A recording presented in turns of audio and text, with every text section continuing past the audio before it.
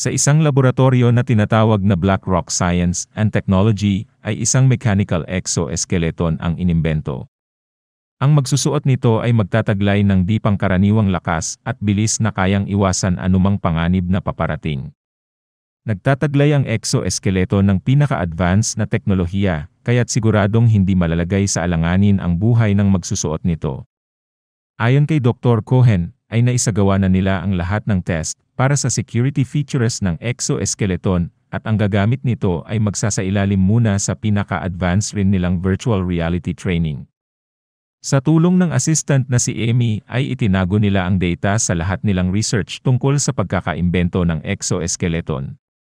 Subalit nangangamba si Dr. Cohen, dahil malaki man ang pakinabang ng exoskeleton, ay mas malala ang epekto nito kapag nakuha ng mga taong masasama ang intensyon. Sa kabilang dako ay makikita ang team ng mga bodyguard na naghahanda upang protektahan ang isang mahalagang tao na may banta sa buhay. Ang kapitan ng mga ito ay walang iba kundi si Longwei at lumabas sila sa hotel upang ihatid ang kanilang boss sa isang business meeting.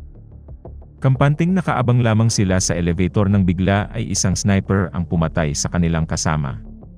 Malakas na pagsabog rin ang sumugat sa karamihan sa kanyang kasama at dumating ang kalaban upang tapusin sila.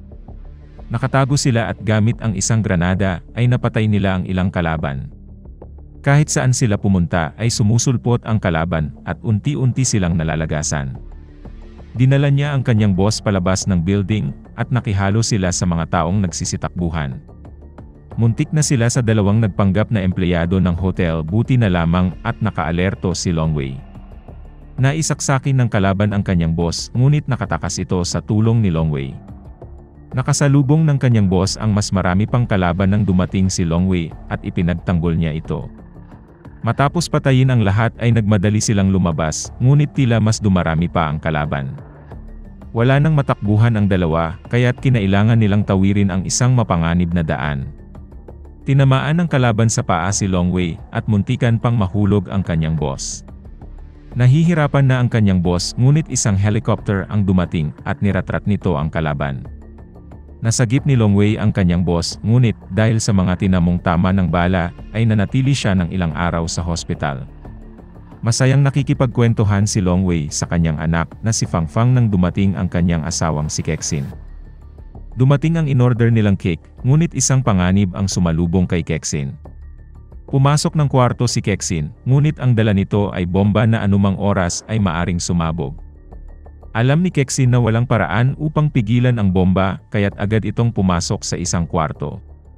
Subalit lumapit sa pinto ang batang si Fangfang habang pilit namang lumalapit si Longwei.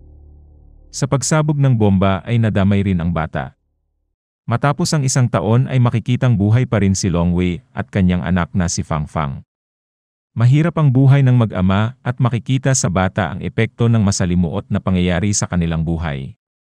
Isang tawag mula sa doktor ang natanggap ni Longwei kung saan ay kailangang maoperahan si Fangfang sa lalong madaling panahon dahil sa blood clot sa utak nito. Isang gabi ay masayang tumungo sa isang bar si Amy kasama ang mga kaibigan nito. Naroroon din sa bar na iyon si Longwei dahil nagtatrabaho siya bilang isang electrician. Nalasing si Amy at nang tumungo ng banyo ang babae ay sinundan ito ng tingin ng isang manyak na lalaki. Nagulat na lamang si Amy dahil nasa loob ng banyo ang lalaki at sinubukan siya nitong pagsamantalahan. Narinig ni Longwei ang paghingi ng tulong ng babae kaya't agad siyang pumasok ng banyo. Naglabas ng patalim ang lalaki ngunit wala rin itong nagawa. Hindi rin ininda ni Longwei ang pinalong bote sa kanyang ulo kaya't napalabas na lamang ang lalaki. Nag-amok ang mga kaibigan ng lalaki kaya't napilitan si Longwei na labanan ang mga ito. Muli niyang nilapitan ang manyak at pinagsusuntok ito hanggang sa bumabalik sa kanya ang nakaraan. Sumakit ang ulo ni Longwei at agad siyang tumungo sa labas upang inumin ang kanyang gamot na pangpakalma. Sumunod na araw pag-uwi ni Longwei, ay kinabahan siya dahil bukas ang pinto ng bahay. Dahan-dahan siyang pumasok dala ang isang bakal subalit ang nakita niya ay si Amy na nakikipaglaro kay Fangfang. Inalam pala ni Amy mula sa may-ari ng bar ang bahay ni Longwei upang personal na magpasalamat sa pagligtas sa kanyang buhay. Nagtataka si Emmy dahil sa taglay na kakayahan ni Longwei upang makipaglaban ay nagtitiyaga ito sa maliit na sahod. Nais kuning security personnel ni Emmy si Longwei, ngunit hindi niya tinanggap dahil sa kanyang trauma sa nakaraan. Iniwan na lamang ni Emmy ang kanyang business card sakaling magbago ang isip ni Longwei. Nakarinig ang dalawa ng ingay sa kwarto ni Fangfang at nakita nilang walang malay ang bata. Buti na lamang at isang doktor si Emmy kaya't alam niyang kailangan ng bata ng adrenaline. Agad na tinurukan ni Emmy si Fangfang ng adrenaline kaya't nanumbalik ang malay ng bata. Sa mga sumunod na araw ay todo kayod sa trabaho si Longwei para sa operasyon ni Fangfang ngunit tumawag ang hospital upang sabihing bayad na ang lahat. Nagdesisyon siyang ayusin muli ang kanyang sarili para na rin sa kapakanan ni Fangfang. Tinungo niya ang address na nasa business card ni Emmy at nakarating siya sa laboratory. Labis ang pasasalamat ni Longwei kay Emmy sa ginawa para kay Fangfang kaya't ngayon ay gagawin niya ang nais ng babae. Pinaliwanag ni Emmy ang tungkol sa mechanical exoskeleton at nais niyang subukan ni Longwei ang test para sa magiging operator ng nasabing armas. Kasama ang ilan pang kalalakihan, ay sasabak sila sa pinaka-advanced na virtual reality upang alamin kung may sapat silang kakayahan sa pakikipaglaban. Pumasok sila sa tila isang portal at nakikita ni Longwei ang kanyang sarili sa isang kagaya ng online game. Ang kanyang misyon ay iligtas ang isang hostage, subalit hindi ito magiging madali dahil sa dami ng kalaban. Nilabanan niya hanggang nais siyang patayin gamit ang iba't ibang klase ng armas. Nagamit ni Longwei ang kanyang karanasan sa pakikipaglaban, ngunit talagang makatotohanan ang mga nangyayari sa virtual reality. Pumasok siya sa isang container van, subalit doon ay nakaabang ang mas marami pang kalaban. Nahanap niya ang hostage, ngunit muli ay bumabalik ang alaala ng kanyang asawa. Hindi makayanan ni Longwei ang pressure, kaya't agad niyang tinanggal ang virtual reality. Agad siyang uminom ng kanyang gamot pampakalma, at nakiusap na palabasin na siya ng laboratory. Tinawagan ng security si Emmy upang magpaalam na palabasin si Longwei, ngunit bago pa makalabas ay isang malakas na pagsabog ang naganap. Pumasok ang mga armadong kalalakihan at pinagbabaril ng mga ito ang lahat ng nasa loob. Napansin ng leader na si Nikon na may nakatakas sa pamamagitan ng exhaust system, kaya't pinasabog ng mga ito ang kwarto. Himalang nakaligtas si Longwei, ngunit nagtamo siya ng tama sa kanyang braso. Sa CCTV ay kitang-kita na walang awang pinagpapatay ng mga armado ang lahat ng empleyado, hanggang sa marating ng mga ito ang kinaroroonan nina Emmy at Dr. Cohen. Ayaw nang muling humawak ng baril ni Longwei, subalit ngayon ay wala siyang ibang paraan upang makalabas ng buhay. Mula sa CCTV ay nakita niyang sinasaktan ng mga armado si Dr. Cohen dahil nais ng mga itong makuha ang data tungkol sa mechanical exoskeleton. Nagmatigas si Dr. Cohen, ngunit agad na binaril ni Nikon ang isa ring doktor. Inagaw ni Dr. Cohen ang baril subalit muli ay isang doktor ang namatay. Muntik na ring tamaan si Emmy kaya't humingi na lamang ng 10 minuto si Dr. Cohen upang ma-download ang data. Samantala nahanap si Longwei ng isang armadong lalaki, at narinig na lamang ni Nikon ang pagputok ng baril mula sa kanilang radyo. Nagradyo ang lalaking iyon upang sabihin na walang anumang nangyari subalit ito ay dahil nahuli ito ni Longwei. Ginamit naman ni Dr. Cohen ang pagkakataong iyon upang burahin ang mga data kaya't agad itong binaril ni Nikon. Dahil hindi na rin makukuha ang data, ay iniutos ni Nikon na patayin ang lahat ng doktor na naroroon. Kitang-kita ito ni Longwei mula sa CCTV, kaya't agad niyang sinira ang fire alarm. Hinanap ng mga armado kung saan nanggaling ang alarm, at inutusan si Steven na hanapin ang may kagagawan nito. Samantala upang isalba ang mga hostage ay sinabi ni Emmy na may kakayahan siyang ibalik ang mga nawalang data. Nagustuhan ni Nikon ang ginawang ito ni Emmy kaya't nangako itong walang masasaktang hostage. Suot naman ang uniforme ng mga armado, ay lumabas si Longwei at pinasabog ang isang fire extinguisher. Dahil sa usok ay hindi napansin ng mga ito na kasama na nila si Longwei, kaya't madali na lamang napatayin ang kalaban.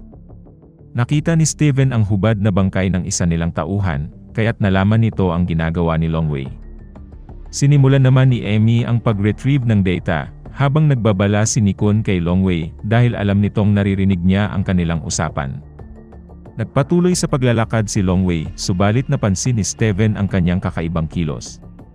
Bago pa nakaporma si Steven ay agad niya itong inunahan at napatay niya ang dalawang kasama nito. Mano-manong laban ang naganap sa pagitan ng dalawa hanggang sa makapasok sila sa elevator. Naglabas ng patalim si Steven, kaya't naging mas maingat si Longwei sa kanyang galaw. Nagawang putulin ni Longwei ang patalim at ginamit ito upang subukang saksakin si Steven. Naibagsak ni Longwei ang kalaban at tuluyan niya itong pinatulog. Napansin ni Nikon na nahihirapang ibalik ni Emmy ang data, kaya't nagdesisyon itong patayin ang babae. Sa huling sandali ay naibalik niya ang data, at nakuha ni Nikon ang kanyang nais sa laboratory. Subalit hindi tumupad sa usapan si Nikon at iniutos na patayin ang mga hostage. Nagradyo si Longwei kay Nikon upang sabihing hawak niya si Steven at nais niyang makipagnegosasyon. Subalit binaril ni Nikon ang isang doktor, kaya't sinaktan rin ni Longwei si Steven. Nagkasundo ang dalawa na pakakawalan ni Nikon ang mga bihag kung dadalhing buhay ni Longwei si Steven. Sinalubong ni Nikon si Longwei na nagtatago sa likod ni Steven, subalit tila iba ang nasa isip ni Nikon. Binaril nga nito si Steven, ngunit mabilis na nabaliktad ni Longwei ang sitwasyon at inutusan si Emmy na isama palabas ang mga bihag. Binaril ni Longwei ang mga kalaban. Isang malakas na pagsabog ang naganap na pumatay sa mga tauhan ni Nikon. Subalit nakita ni Longwei ang mga bakas ng dugo patungo sa tapunan ng mga basura. Agad na sinundan ni Longwei ang tinig na kanyang narinig, ngunit naiwan niya ang kanyang gamot. Nagpatuloy siya sa tunnel hanggang sa makita niyang bihag ni Nikon si Emmy. Sinaktan ni Nikon si Emmy dahilan upang mapilitan si Longwei na itapon patungo sa kalaban ang kanyang baril. Nang makuha ang baril ay natawa na lamang si Nikon sapagkat wala na palang bala ang baril nito. Gamit ang baril ni Longwei ay binaril ni Nikon ang dalawa, ngunit naubusan ito ng bala. Sinubukang pigilan ni Emmy si Nikon na lumapit sa nanghihinang si Longwei, kaya't pinagpapalo nito ng tubo ang babae. Bumabalik kay Longwei ang mga nangyari sa nakaraan hanggang sa tuluyan ng mawalan ng malay si Emmy. Ngayon naman ay si Longwei ang papatayin ni Nikon, subalit may lakas pa ito upang saluhin ang bakal. Kakaibang lakas at bilis ang ipinamalas ni Longwei at halos wala nang magawa si Nikon kundi ang dumipensa. Subalit dahil sa may tama ang kanyang balikat ay nanghihina pa rin si Longwei hanggang sa makadampot ng bato si Nikon. Sa muli ay sinubukang tapusin ni Longwei ang kalaban, ngunit nakita niya si Emmy at nawala siya sa focus. Nahuli naman ni Nikon ang kamay ni Longwei at buong lakas nitong sinakal si Longwei. Nakaalis si Longwei sa pagkakahawak ni Nikon, subalit nasaksak siya ng isang bakal sa pader. Subalit natanggal pala ni Longwei ang pin ng granada sa damit ni Nikon at ibinilin na lamang niya kay Emmy si Fang Fang. Sa sumunod na eksena ay makikitang buhay pa rin si Longwei at buhay pa rin ang mga doktor sa loob ng laboratory. Ang pagkakaalam ni Longwei ay patay na siya, ngunit naroroon at ligtas rin si Emmy. Agad niyang niyakap si Emmy at nalamang ang lahat ng nangyari ay pawang sa virtual reality lamang. Matagumpay naman ang operasyon kay Fang Fang at ngayon ay napawi na ang pangamba ni Longwei sa kalusugan ng kanyang anak.